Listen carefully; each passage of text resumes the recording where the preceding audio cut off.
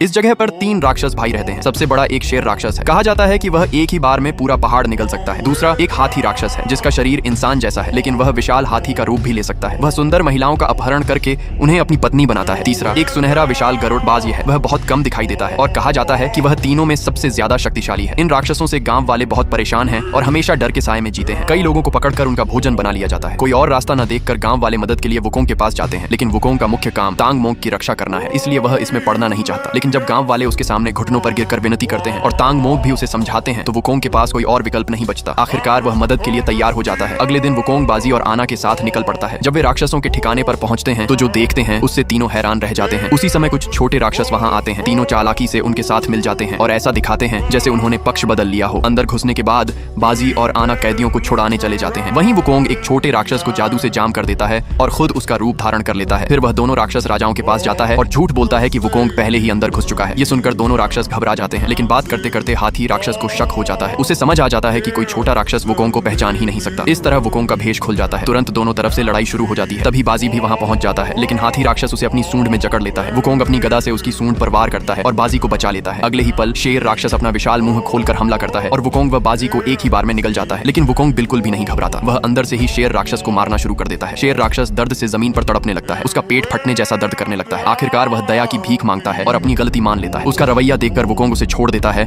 और उसके पेट से बाहर निकल आता है। सभी कैदियों को आजाद कर दिया जाता है। शेर राक्षस खुद वुकोंग को सम्मान से बाहर तक छोड़ने आता है, लेकिन तभी तीसरा भाई सुनहरा विशाल गरुड़ चुपचाप वापस लौट आता है और अंधेरे में खड़ा होकर सब कुछ ठंडे मन से देखता रहता है।